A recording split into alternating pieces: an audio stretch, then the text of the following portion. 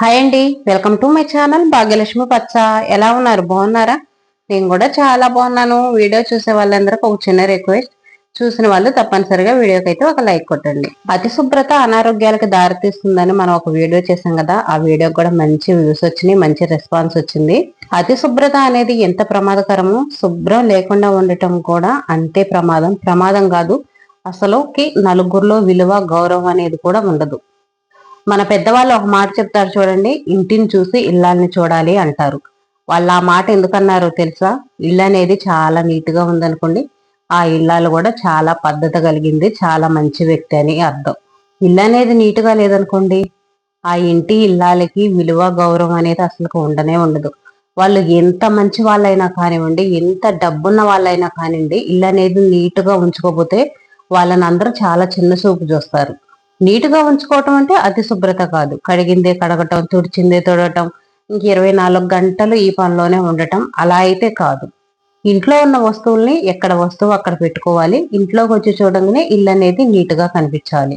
ఎవరన్నా మన ఇంటికి గెస్టులు వస్తున్నారు అనుకోండి, మన ఇల్లు అనేది చిందరవందరగా ఉందంటే వాళ్ళు మన ఇంట్లో ఉండటానికే ఇష్టపడరు.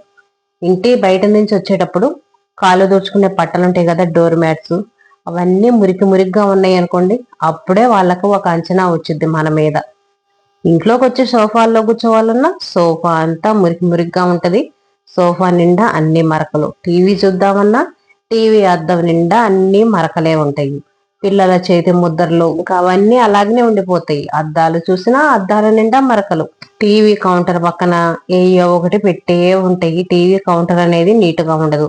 ఇంకా ఏదో ఒకటి చెత్త చెదారం అంతా పెట్టి దాన్ని నింపేస్తారనుకోండి. ఇంట్లో గోడలు చూస్తే గోడల నిండా మరకలు. పిల్లలు ఉన్నారనుకోండి, ఇంకా పెన్నుతో పెన్సిల్తో రాస్తా ఉంటారు. వాటిని క్లీన్ కూడా చేసుకోరు, ఇంకా అలాగనే వదిలేస్తారు. ఆ పిల్లలే కదా, అల్లరి చేయనీళ్ళే, గోడల మీద రాస్తే ఏమైందిలే, ఈ వయసులో కాకపోతే ఏ వయసులో చేస్తారని అంటారు. పిల్లలు అల్లరి చేయటం మంచిదే, కానీ దానికంటూ ఒక లిమిట్ ఉండాలి కదా. గోడల మీద మనం ఇంత కష్టపడి డబ్బు ఖర్చు పెట్టి పెయింట్లు వేయించుకుంటాము, ఆ గోడ మీద పిల్లలు పెన్నుతో రాశారనుకోండి, ఆ గోడ అనేది చూడటానికి ఎలా ఉంటది? చండాలంగా ఉంటది. పిల్లలు ఒకసారి తెలియక ఏదైనా పొరపాటున గోడ మీద రాశారనుకోండి, దాన్ని మనం క్లీన్ చేసుకోవాలి. పిల్లలకు కూడా చెప్పాలి, ఇలా గోడల మీద రాయొద్దు, ఇల్లు అనేది నీటుగా ఉండదు, ఇంటిని నీటుగా ఉంచుకోవాలని 1-2 సార్లు పిల్లలకి చెప్పామనుకోండి, వాళ్ళు రాయరు. ఇంకేదన్నా వాళ్ళు రాస్తున్నారనుకోండి, బయట లేదనుకోండి బాల్కనీ ఉంటది కదా, అటువైపున గోడ మీద రాసుకోండి. అటువైపున ఎవరు రారు కదా, ఎవరు చూడరు కదా, చూడటానికి అసహ్యంగా ఉండదని పిల్లలకు చెప్పామనుకోండి, అటు బాల్కనీ వైపు బయట వైపున రాసుకుంటారు. ఇంకా క్రమేపీ వాళ్ళకు కూడా అర్థమైపోయిద్ది, ఇంకా రాయటం అనేది మానుకుంటారు. మా పిల్లలు కూడా అంతేను. ఇంట్లో రాస్తున్నారు అనుకోండి, ఇంట్లో గోడల మీద అసలు వాళ్ళని రాయనివ్వను, బయట రాసుకుంటారు. బయట కూడా అది చాపిస్తో రాసుకుంటారు. ఇప్పుడు పెద్దవాళ్ళు అయిపోయారు కదా, ఇంకా అలవాటు అనేది వాళ్ళు కూడా మానుకుంటారు. ఎవరన్నా వస్తున్నారు కదా అని మనం అప్పటికప్పుడు క్లీన్ చేసినా సరే, ఏం క్లీన్ చేస్తాము? కింద బండ్ల వాడికి ఊడుస్తాము, ఊడ్చి తుడుచుకుంటాము. ఇంకా అదొక్కటే చేస్తాం కదా. గోడల మీద ఉన్న మరకలు, టీవీల మీద ఉన్న మరకలు, ఇంకా ఎక్కడ అంత దుమ్ము ధూళి, అదంతా క్లీన్ చేసే టైం ఉండదు కదా మనకి. మన ఇల్లు అనేది అలా మురికిగా కనిపిస్తుంది అనుకోండి, గెస్ట్లు వచ్చినప్పుడు వాళ్ళకి ఏదన్నా పెట్టినా ఏమన్నా ఇచ్చినా సరే తినటానికి తాగటానికి కూడా ఇష్టపడరు వాళ్ళు. ఇవి మురిగ్గా ఉన్నాయి, వీళ్ళు ఎలా వంట చేస్తారు, ఎంత మురికి మురిగ్గా చేస్తారు, కూరగాయలు కడుగుతారో లేదో, వండే పాత్రలు సరిగ్గా క్లీన్ చేస్తారో లేదో అన్న అనుమానంతో వాళ్ళు మీరు పెట్టింది తినటానికి కూడా ఇష్టపడరు. మనం ప్రేమతో గెస్ట్లకు పెట్టింది వాళ్ళు తినలేదనుకోండి, మనకి ఎలా ఉంటుంది చూడండి ఆ ఫీలింగ్. ఇంకా బట్టల విషయానికి వస్తే, అరమార్ల నిండా బట్టలు అనేవి కుక్కి కుక్కి పెడతారు. ఇంకా కబోర్డ్స్ అవి ఉన్నాయి అనుకోండి, అవి అరమార్లో కుక్కి పెట్టినా డోర్లో వేస్తారు కాబట్టి కనిపించవు. ఇంకా కొంతమందికి కబోర్డ్స్ ఉండవు. కబోర్డ్స్ ఉండని వాళ్ళకి ఇంకా అరమార చూసారనుకోండి, ఇంకా మామూలుగా ఉండదు. బట్టలు మొత్తం కుక్కుంటాయి. పాత బట్టలు ఉంటాయి కదా, అవి కూడా తీసేసుకోరు. కొత్త బట్టలు, ఇప్పుడు వాడుకునే బట్టలు, పాత బట్టలు మొత్తం అరమారలోకి కుక్కేసి ఉంచుతారు. వాటిని నీటుగా సర్దుకోరు. ఇప్పుడు కొత్త బట్టలు అనేవి మనం తీసుకొస్తున్నాం, అందులో పెడుతున్నాం అనుకున్నప్పుడు పాత బట్టలు తీసేసేయాలి అక్కడి నుంచి. మనం వేసుకోవట్లేదు, మనకు అవసరం లేదు. ఇంకా అవసరం లేనప్పుడు ఎందుకు అరమారలో ఉంచుకోవటం? అవి మనకు ఒక అడ్డమే తప్పనిచ్చి. చినిగిపోయినాయి అనుకోండి, పడేయండి. చినిగిపోలేదు, కొత్త వాటిలాగా ఉన్నాయి, వేరే ఎవరో ఒకరికి ఇచ్చేసేయండి, వాళ్ళు వేసుకుంటారు కదా. ఇప్పుడు అనాథ ఆశ్రమాల నుంచి బండ్లు అనేవి ఇళ్ళ ముందుకే వస్తున్నాయండి. మనం ఎక్కడో ఎవరినో అడిగి బతికలు అడిగాల్సిన అవసరం కూడా లేదు.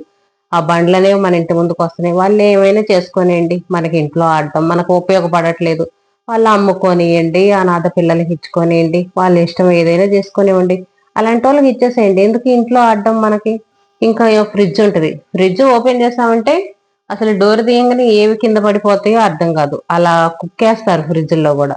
బీరువాల బట్టలు కూడా అంతే, ఒక వరుసలో మడత పెట్టేసి పెట్టుకోరు, బీరువాల బట్టలు కూడా కుక్కేస్తారు అనుకోండి. కొత్త బట్టలు అనేవి మనం మడతేసి పెట్టుకోవాలి, తీసుకునేటప్పుడు కూడా నీట్ గా తీసుకోవాలి కదా. బట్టలు మనం ఒక్కసారి మడతేసి పెట్టుకున్నాం అనుకోండి, వాటిని తీసేటప్పుడు చాలా జాగ్రత్తగా తీసుకుంటే అసలు ప్రతిసారి బట్టలు అనేది మనం మడతలేసి పెట్టుకోవాల్సిన అవసరం కూడా ఉండదు. మనకు అవసరం లేని చీర ఇది మనం కట్టుకోవట్లేదు అనుకున్నది తీసి వేరే వాళ్ళకి ఇచ్చేసి పక్కన పడేస్తే చాలు. ఏదైనా సరే మనం మెయింటైన్ చేసే దాన్ని బట్టే ఉంటది. దానికి పెద్ద కష్టపడాల్సిన అవసరం కూడా ఉండదు. మనం చేయాల్సిన ఒకటే ఒక పని ఏంటంటే, మనం ఒక చోట నుంచి ఒక వస్తువు తీసాము, మళ్ళీ ఆ పని అయిపోయిన తర్వాత ఆ వస్తువుని ఆ ప్లేస్ లో పెట్టేసేయాలి.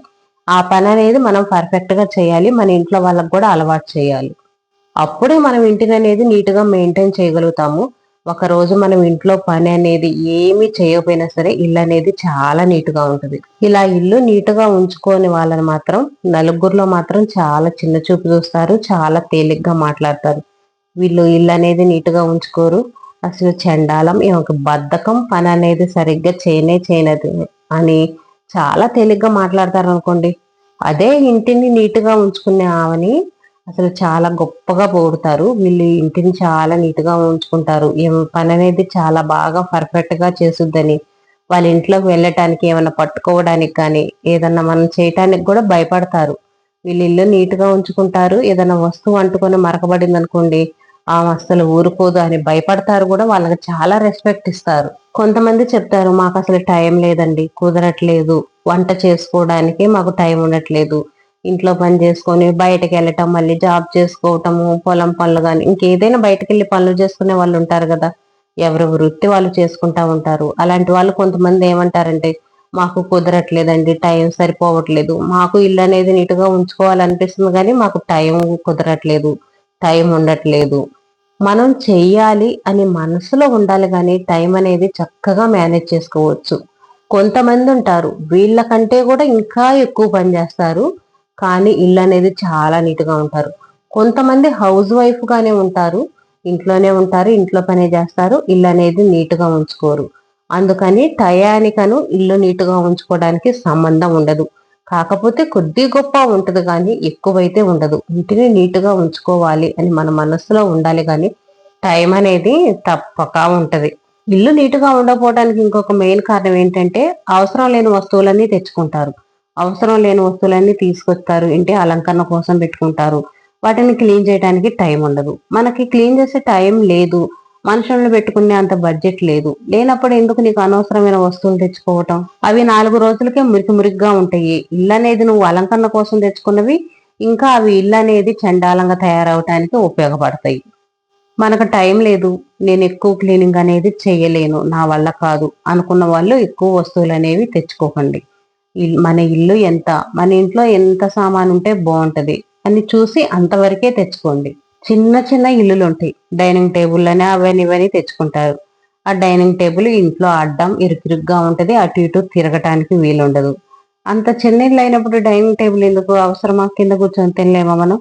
పెద్దవాళ్ళు, పెద్ద ఏజ్ వాళ్ళు తినలేరు అనుకుంటే వాళ్ళు ఏదో కుర్చీలోనో ఒక స్టూల్ వేసేస్తేనే చక్కగా తినేస్తారు. ఇల్లు ఇరుకైనప్పుడు ఎందుకు అవన్నీ తెచ్చుకోవటం, ఇంట్లో అడ్డం పెట్టుకోవటం, వాటిని క్లీన్ చేసుకోలేక మనం సతమతం అవ్వటం. నాకు ఇంట్లో సోఫా సెట్లు అవన్నీ తెచ్చుకోవాలనిపించింది, కానీ ఎక్కడ పెట్టుకుంటాం వాటిని మనం? బయట వరండా ఖాళీగా ఉంది, రేపు పత్తి వచ్చింది అనుకోండి, బయట వరండా నిండా పత్తేస్తాము. బయట వరండాలో మంచాలు ఉన్నాయి, ఇంకా అవన్నీ తెచ్చుకొని ఎక్కడ పెట్టుకోవాలి? సోఫాలు తెచ్చామనుకోండి, ఇంకా మొత్తం ఇరుకిరుకు అయిపోయింది, ఇల్లు అనేది చూడటానికి చండాలంగా ఉంటది. కొంతమందికి వాళ్ళంతటా వాళ్ళకి తెలియదు పనులు ఎలా చేసుకోవాలి, ఎలా చేస్తే ఇంటిని నీటుగా ఉంచుకోవాలి అని. అలా తెలియని వాళ్ళు కొంతమంది చక్కగా ఇంటి పని అనేది నీటుగా చేసుకుంటారు. అలాంటి వాళ్ళని చూసైనా సరే మనం నేర్చుకోవచ్చు. లేదనుకోండి, ఇప్పుడు యూట్యూబ్లో బోలెడన్ని వీడియోలు వస్తున్నాయి, ఆ వీడియోలను చూసి కూడా మనం ఇల్లు అనేది నీట్గా ఎలా ఉంచుకోవాలి, ఏ వస్తువులు ఎక్కడ ఎలా సర్దుకోవాలి, ఇంటి పని అనేది ఎలా చేసుకోవాలి అనేది చక్కగా ఆ వీడియోలు చూసి కూడా మనం నేర్చుకోవచ్చు. మనం కూడా మారాలి, మేము ఇంతే, మేము ఇలాగనే ఉంటాం, వాళ్ళకి ఇష్టమైతే మా ఇంటికి వస్తారు, ఇష్టం లేకపోతే రారు అన్న భావంతో కూడా ఉండకూడదు. మనకు కూడా ఉండాలి కదా, మన మనసుకి మన మనస్సాక్షికి కూడా ఉండాలి కదా. మన ఇల్లు అనేది నీట్గా ఉంచుకోవాలి, నీట్గా పెట్టుకోవాలి అనేది మనకు కూడా ఉండాలి. ముందు మెయిన్ ఇంటి నీట్గా ఉంచుకోవడానికి ముందు మనం అలవాటు చేసుకోవాలి. తర్వాత మన ఇంట్లో వాళ్ళే అలవాటు చేసుకుంటారు. బయట నుంచి వచ్చేటప్పుడు కాళ్ళు కడుక్కోవాలి, కాళ్ళు అనేది పట్టకు తుడుచుకోవాలి. మీరు వచ్చిన తర్వాత మీ వస్తువులు అనేవి ఎక్కడ అక్కడ సర్దేసేయాలి. కడగాల్సిన క్యారేజీలన్నీ సింక్ లో పడేసేయాలి. ఇలా చెప్పేసామనుకోండి, 1-2 రోజులు వినరు, లేదనుకోండి ఒక వారం రోజులు వినరు. తర్వాత వాళ్ళే వింటారు. ఇల్లు అనేది వాళ్ళకి చూడటానికి నీట్ గా కనిపించింది అనుకోండి, ఇంట్లో వస్తువులు ఆగం చేయటానికి చిందరవందరగా పడేయటానికి కూడా వాళ్ళు కూడా ఇష్టపడరు. నేను బెడ్షీట్ మార్చాను అనుకోండి, ఆ రోజు పిల్లలు బెడ్షీట్ ఎక్కి తొక్కటానికి దాని మీద ఏమైనా పడేయటానికి ఇష్టపడరు. ఈ రోజు అమ్మ బెడ్షీట్ మార్చింది, బెడ్షీట్ చాలా నీట్ గా కొత్త దానిలాగుంది, దీని మీద ఏం వేయకూడదని 2-3 రోజులు చాలా జాగ్రత్తగా ఉంటారు. టైం లేదు, టైం సరిపోదు అనుకుంటా వీలైనంత వరకు ఇంటిని నీట్ గా ఉంచుకోవడానికి ట్రై చేయండి. ఇంటిని చూసి ఇల్లాల్ని చూడాలంటారు కదా, ఆ మాటని నిజం చేయండి. వీడియో ఎలా ఉంది, నచ్చిందా లేదా అనేది మాత్రం తప్పనిసరిగా కామెంట్ లో చెప్పండి.